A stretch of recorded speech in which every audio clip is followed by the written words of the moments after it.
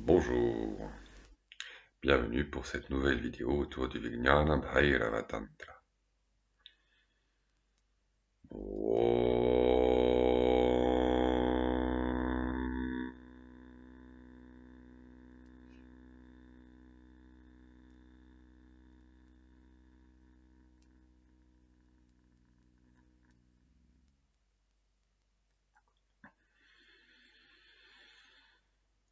Jayanti Jagadananda Vipakshakshapanakshamaha Paramesha Mukhotphuta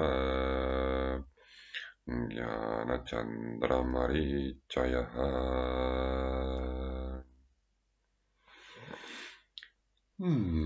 Alors aujourd'hui,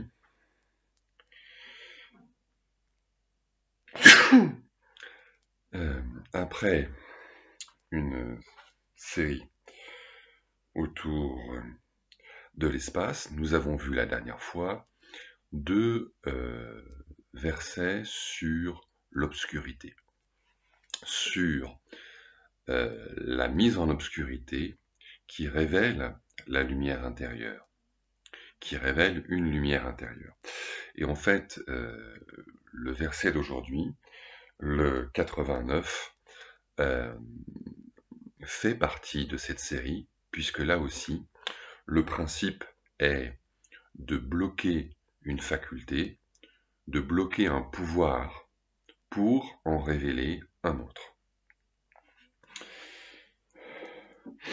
Alors tout d'abord, je vous lis le verset en sanskrit comme d'habitude.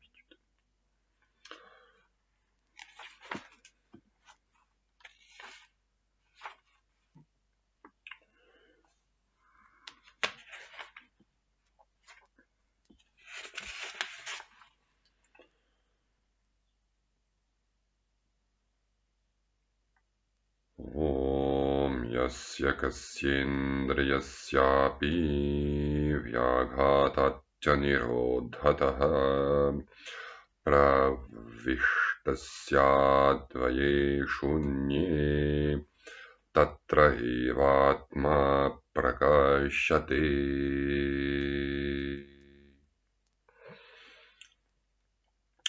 Que l'on stoppe n'importe quelle faculté en la bloquant. Quand on s'absorbe dans le vide non-duel, là même le soi se manifeste, là même le soi brille. Prakashate. Donc il s'agit toujours de faire briller ou de laisser la lumière du soi, c'est-à-dire de la conscience, briller, se manifester, sous-entendu se manifester en sa plénitude, parce qu'elle se manifeste toujours. Tout est manifestation de la conscience, tout est expérience par définition, par essence. Mais l'expérience peut être fragmentée, contractée, limitée, ou bien décontractée, ouverte, illimitée.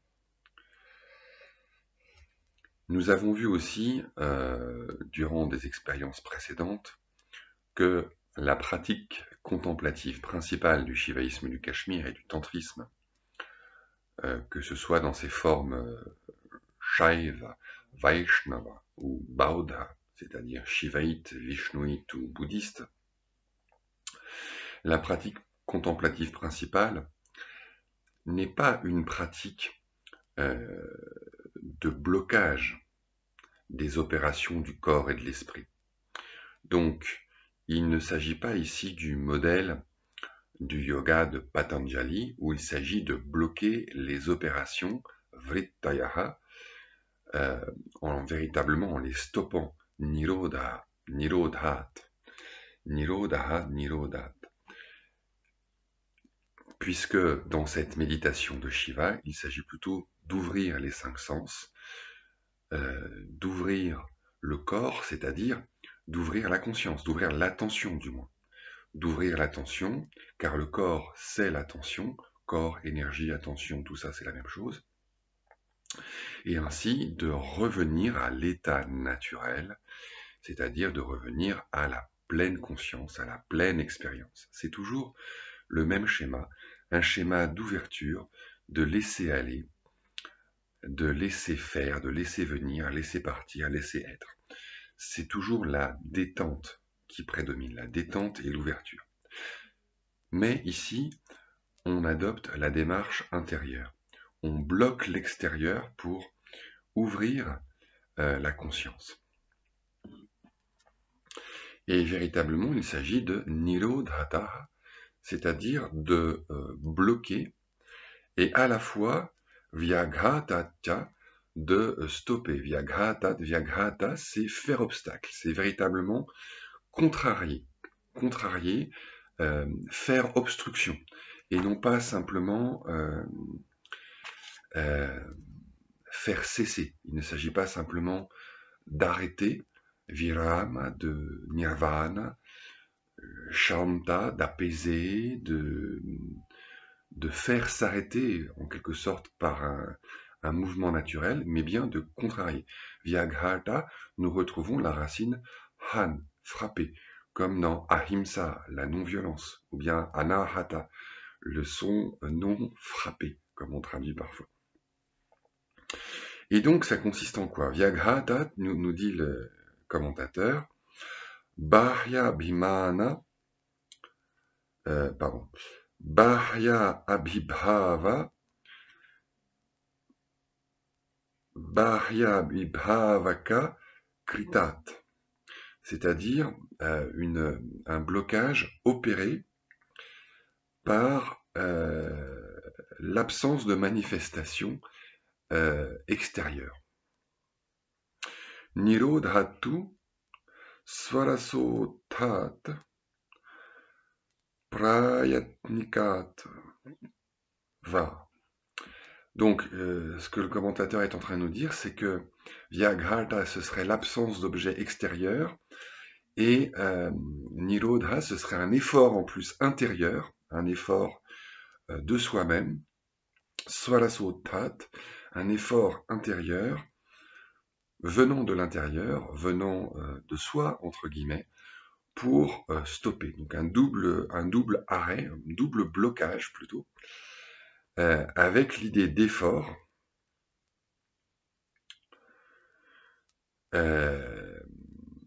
qui soit spontané, swarasa, ou bien qui soit lié à un effort délibéré. Prayatna, prayatnikat. Et à ce moment-là, on entre dans un vide non-duel, advaye shunye, c'est ainsi que le commentateur du moins l'interprète, un double vide, c'est-à-dire un vide à la fois intérieur et extérieur. Samanantarameva advaye shunye pravishtasya, antarmukapade, nirudhasya tatraiva param chaitanyam prakashate.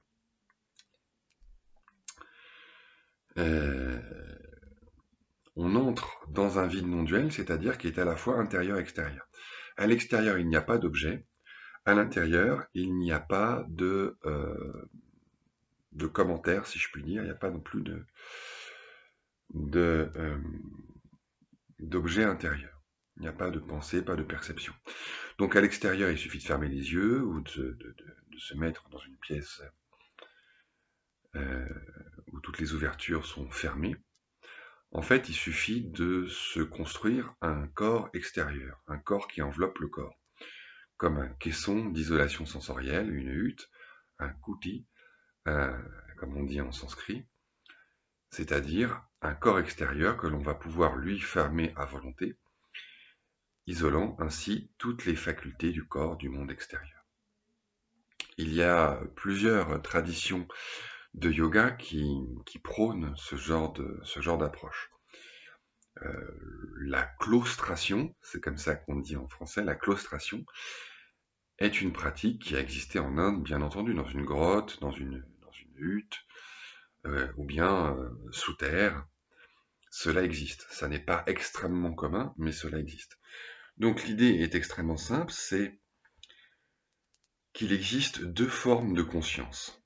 La conscience de l'objet, tournée vers l'extérieur, et la conscience du sujet, tournée vers soi. Il y a la conscience des choses et il y a la conscience de la conscience. Ce qui correspond aux différents états de la conscience. Dans l'état de veille, en ce moment, ou dans l'état de rêve, qui est comme un écho intérieur de l'état de veille, eh bien, il y a conscience de l'objet. Extériorisation. Conscience objective. Et donc, conscience contractée, fragmentée, agitée, parce que la conscience devient attention, captivée par ceci et cela. Et dans le sommeil profond, il y a conscience de rien, c'est-à-dire conscience pure, conscience non-duelle, ou vide non-duel, vide parce qu'il n'y a conscience de rien, vide parce que vide de tout contenu, de tout objet. Et du coup, c'est non-duel, parce qu'il n'y a pas de séparation, de distinction entre un sujet et un objet. Et du coup, quand on se réveille, on a l'illusion de croire qu'il n'y avait pas de conscience, alors qu'en fait, il n'y avait que conscience. Donc, soit il y a conscience de l'objet, soit conscience de conscience. Et pour aider à ce que la conscience revienne à elle-même, redevienne une pure conscience d'unité, une conscience non duelle, sans plus aucune conscience de différence, eh bien on supprime les différences, c'est-à-dire les objets, c'est-à-dire le contenu. Et il ne reste plus que le contenant, vide de tout contenu, c'est-à-dire non duel, vide non duel. Et ainsi, l'attention, privée d'objets, privée de support, privée de contenu, privée d'aliments, revient à elle-même, s'absorbe dans le vide non-duel, et à ce moment-là, ce qui se manifeste, c'est uniquement la conscience. Il n'y a plus que conscience de conscience, qui peut être confondue, une fois qu'on sort de cet état, entre guillemets, c'est-à-dire une fois que les objets reviennent et que l'attention ordinaire revient, qui peut être confondue avec un état d'inconscience. Nous sommes tellement habitués à la présence des choses que quand les choses disparaissent, eh bien, nous avons l'illusion qu'il n'y a plus de conscience du tout, qu'il n'y a plus rien, alors qu'en réalité, il n'y a plus que l'être pur. Donc si durant le sommeil profond, du moins c'est le point de vue du Vedanta traditionnel de Shankara, si durant le sommeil profond, nous n'avons conscience de rien, ça n'est pas parce qu'il y a inconscience, ça n'est pas parce qu'il y a ignorance, mais c'est parce qu'il n'y a pas de dualité. Il n'y a pas de séparation entre le sujet et l'objet. Il n'y a que la conscience, il n'y a que l'être pur. Satchidananda. Il n'y a que l'être pur, sans aucune différence. Et voilà pourquoi, au sortir de cet état, ou quand du moins nous avons l'impression de sortir, de quitter cet état et de nous réveiller, entre guillemets, quand les objets reviennent, quand l'attention ordinaire propre à l'état de veille se remet en route, eh bien, nous avons l'illusion qu'il n'y avait rien et que donc il n'y avait pas de conscience. C'est l'erreur fondamentale selon le Vedanta qui était évoquée dans l'une des expériences précédentes, qui consiste à confondre le sujet et l'objet, à rapporter les attributs de l'objet, les attributs objectifs, sur le sujet. Une conscience de rien, une conscience d'absence d'objet, est prise pour une absence de conscience. Une conscience du bleu est prise pour une conscience bleue. Une conscience de douleur est prise pour une conscience douloureuse. Une conscience du sucré est prise pour une conscience sucrée. Une conscience d'objet fragmenté est prise pour une conscience fragmentée. Donc toutes ces expériences-là ont pour but de permettre à la conscience de se réveiller, c'est-à-dire de lui permettre de corriger son erreur et de revenir à son essence, c'est-à-dire au fait qu'elle n'est jamais fragmentée, elle n'est jamais contractée, elle n'est jamais endormie, elle n'est jamais agitée. De même que le ciel n'est jamais agité, fragmenté, voilé par les nuages qui passent en lui. Quand il fait beau, il n'est pas plus clair que quand il ne fait pas beau, que quand il fait sombre. Donc toutes ces alternances de blocage et de remise en route de l'activité des facultés, extérieures et intérieures, visent à réaliser cela. Parce que le but n'est pas de stopper les facultés, ça n'est pas un but, ça n'est pas une fin en soi, puisque en réalité, ce but, nous l'atteignons chaque nuit, lorsque nous entrons dans le sommeil profond, et en fait, nous l'atteignons à chaque chaque instant de pensée, de perception, c'est-à-dire à chaque intervalle entre deux pensées. À chaque intervalle entre deux choses, entre deux objets, la conscience revient à la conscience pure, revient à elle-même. Entre deux consciences de quelque chose, il y a forcément une conscience de conscience, une conscience pure, l'être pur, exactement comme dans le sommeil profond. Et c'est l'état de pur samadhi, c'est l'état de vide non duel, d'être pur. Et par conséquent, si tout cela était une fin en soi, ce serait absurde. Pourquoi faire des efforts afin d'atteindre quelque chose que nous atteignons spontanément et inévitablement? C'est ce que sans doute le commentateur suggère en disant que nous pouvons atteindre ce blocage entre guillemets, soit par un effort délibéré, prayatnikat, pardon, va, ou bien svarasotat, c'est-à-dire surgissant spontanément, donc sans effort, sans prayatna, sans effort. Et effectivement, nous pouvons atteindre cet état de vide sans effort.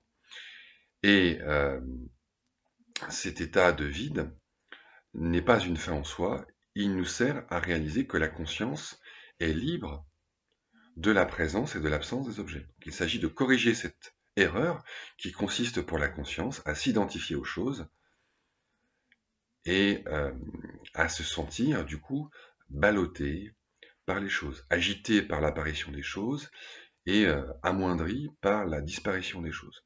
La naissance, c'est la naissance des choses, la mort, c'est la mort des choses, la naissance, c'est l'apparition des choses, la mort, c'est la disparition des choses, mais la conscience qui éclaire, qui manifeste ces choses et qui se manifeste en manifestant ces choses, quant à elle, n'apparaît pas, ne disparaît pas, n'est jamais absente ni présente. Elle est au-delà de ces changements.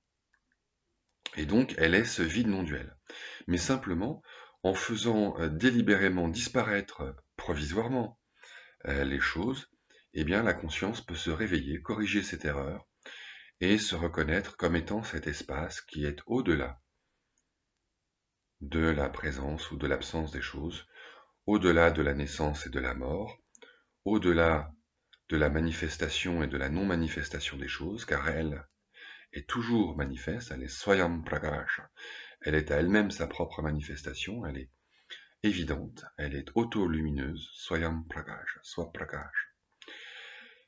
Et par conséquent, elle ne dépend pas de la présence ou de l'absence des choses. Ce sont les choses, c'est l'absence ou la présence des choses qui dépend de sa présence perpétuellement manifeste, toujours manifeste, Nityo-Dita. Et par conséquent, il s'agit là d'une pédagogie où on manipule les choses pour favoriser le réveil de la conscience, pour précisément réaliser que la conscience ne dépend pas des choses, mais que ce sont les choses qui dépendent de la conscience. Donc il en découle quoi? Il en découle une grande détente. Je ne suis pas agité par l'agitation des choses, je ne suis pas apaisé par leur disparition. Encore une fois, le blocage ici n'est pas une fin en soi. Il ne s'agit pas d'atteindre un état définitif sans objet. Il s'agit de libérer l'attention des objets. Et plus encore, de reconnaître que l'agitation des objets est en quelque sorte la danse de l'attention, et que la danse de l'attention, c'est la danse de la conscience, et que c'est un plaisir, c'est une joie. Donc il ne s'agit pas de favoriser un état par rapport à un autre. La plupart des gens ne connaissent que l'état de veille, ils favorisent l'état de veille, ils veulent de l'agitation, de la consommation, et ils ont peur de l'état de sommeil profond, ils ont peur de la mort, ils ont peur de l'absence, ils ont peur du vide, ils ont peur du néant. Dans d'autres traditions, on va au contraire favoriser l'état de sommeil profond. On va dire, voilà, il n'y a rien dans l'état de sommeil profond, donc ça prouve bien qu'il n'y a jamais rien. Et c'est ça la vérité. Mais au fond, ces deux états se complètent. Il y a un message, il y a un sens profond de l'état de sommeil profond, qui effectivement me prouve que l'expérience en sa plénitude ne se réduit pas à l'agitation de l'état de veille, aux opérations des facultés physiques et mentales, mais il y a aussi un message de l'état de veille qui me montre que la conscience n'est pas purement inactive, elle n'est pas dépendante d'un état d'inactivité, elle n'est pas dépendante d'un état d'unité. La conscience de l'unité n'est pas le tout de la conscience. Évidemment, l'état de conscience de la dualité, l'état de conscience de la multiplicité, de la différence n'est pas non plus le tout de la conscience. Mais voyez, c'est ni l'un ni l'autre. Chaque état me libère de l'identification à un état limité, à une facette du diamant, de l'absolu. Aucune partie, aucune facette n'est la plénitude de la conscience.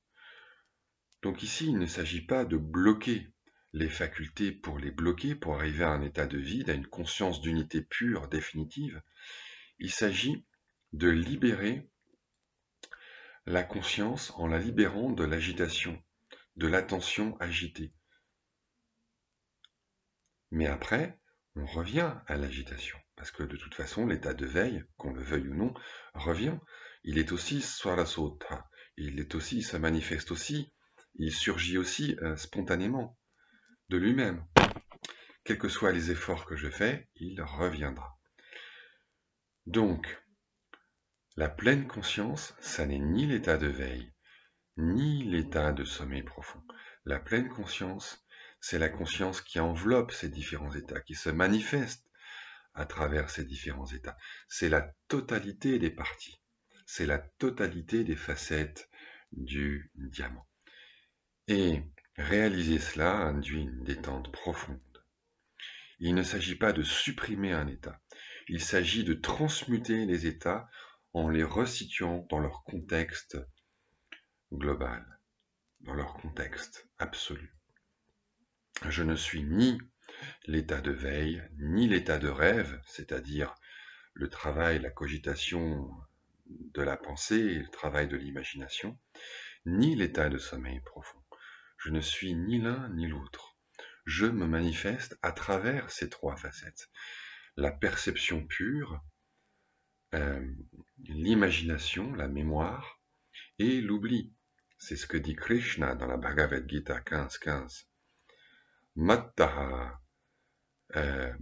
Jnana Smriti Rapohanancha. De moi proviennent la perception directe, l'état de veille, Smriti, la mémoire, l'imagination, l'état de rêve, et Apohana, l'exclusion, l'oubli, l'état de sommeil profond. Il n'y a pas à chercher un état pour un autre. Il y a un cycle naturel, une respiration naturelle, une ondulation naturelle de l'expérience. Et cette réalisation transfigure l'expérience, mais ne supprime pas certains états à l'avantage d'autres états. Il ne s'agit pas de favoriser une facette au détriment des autres. Et cette réalisation a le pouvoir de transmuter chaque aspect de l'expérience. La perception devient Vaishvanara, la clarté, la créativité universelle de la conscience universelle. Le rêve, c'est-à-dire la cogitation, l'imagination intérieure, la mémoire, devient Taijasa, c'est-à-dire l'éclat, la majesté, la créativité privée de la conscience. Et l'état de sommeil profond devient Prajna, la pure lucidité, la sagesse, l'être pur, indifférencié, la pure conscience de l'unité. Et donc ces trois états constituent la danse de la conscience, le jeu de la conscience, Chidvilas. Voilà, j'espère que c'est clair pour vous. Et je vous souhaite une très agréable journée. J'espère qu'il n'y aura pas trop de pluie, pas trop d'orage, pas trop de nuages, mais tout cela fait partie de la respiration extérieure qui correspond à la respiration intérieure. Les climats intérieurs et extérieurs se répondent.